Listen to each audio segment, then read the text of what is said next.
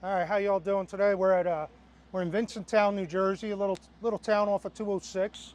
We're at the Sawmill Park Creek here. There used to be it's a very old town. We got the schoolhouse that we're going to go in first. We have a telephone museum and also the jailhouse, I'm told, is open as well. So it's pretty cool to check out. You have a few small vendors. What was your name here? Christine. That's Christine. Daisy. She does tea parties and stuff, private tea parties. So if you in the area and you're interested, get up by her QR code and so that maybe people could scan that off the video if they want. She looks like she has some good muffins and stuff here. I'm going to try to get a couple if we can before we leave. All right, let's cruise into the schoolhouse. We also got Mr. Softy here too, and Troop 41. They're also here. So here it is, the William K. Haynes Schoolhouse, circa 1860. So we did a video before on Dash and Dash. Please visit that page also if this is on the other page. And we're going to view how the kids went to school. So, Welcome to the one-room schoolhouse. how you doing? We're doing a little YouTube video to show off what's here in New Jersey and whatnot. And if you would like to be on it and you want to teach us any, I'd be more than grateful. Okay. Well, this is our one-room schoolhouse. And in New Jersey, when the first law was passed for schools where children had to go to schools, many one-room schoolhouses were all throughout New Jersey. And now there are only about 10 left. And we're fortunate to have this one here in Southampton Township. This building originally was built in the 1800s, and it was on Main Street. And in 1981, Allen's Oil, whose property the schoolhouse was on, said that they were going to get rid of it, and the Historical Society could have it. So we were delighted. It was in very, very poor condition, and it took us from 1981 to 1994 to really restore this. The woman in charge, Mary Ann Thompson, was very particular about having everything authentic in here. The floor, instead of cheaper boards, had to be the wide boards like in colonial times.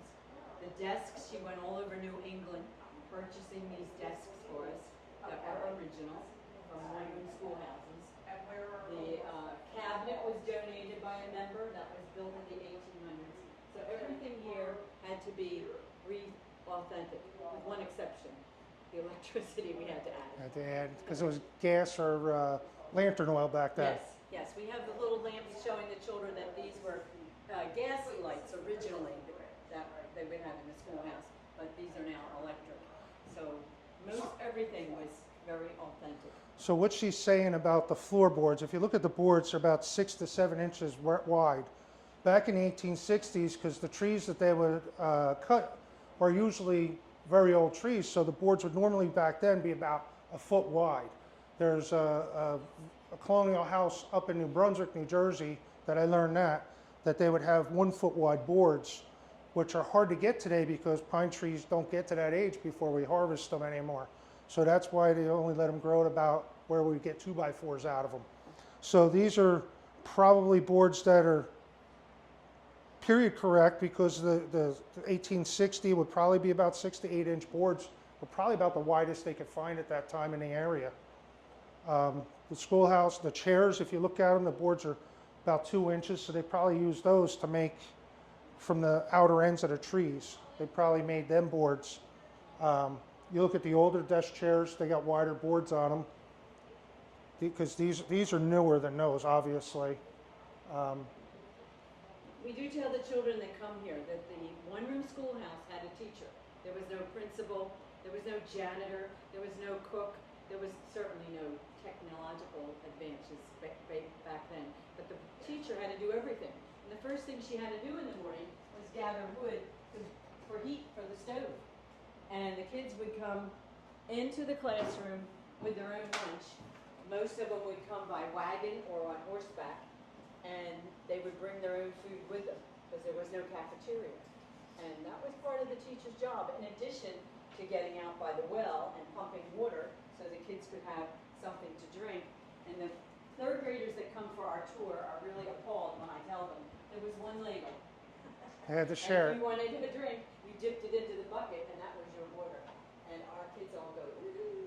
Now, are those lunch boxes along the bottom? Yes, these are samples of what the kids would have used in those days for their lunch. Some are metal, and well, most are metal, and some would bring their own little cup with them.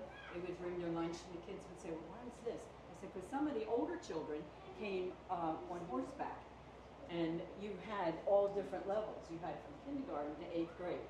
Unfortunately, most of the boys in this area, since it was a farming area, very few made it to 8th grade because their parents needed them to work. Work the farm, yes. And in the fall, they needed them for harvest. In the spring, they needed them for planting. So they missed a lot of grades.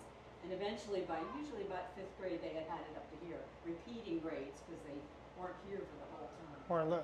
Then you have up here, you have some puzzles, What the kids used some to of play the toys. in those times. We try and keep everything as true to life And as then what is this possible. here? Merits? Okay, these are samples of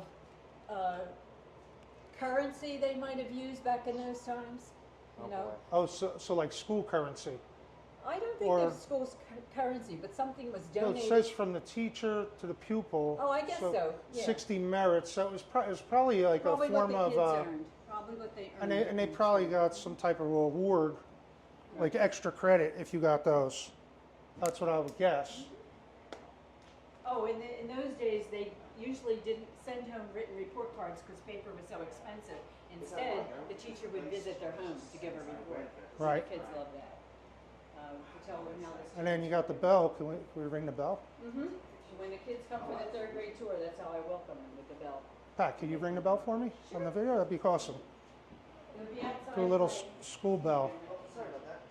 And Each of the desks have chalkboards. ring the bell. So that's how the teacher would call the students. Yeah, that's what we used to call them in for class.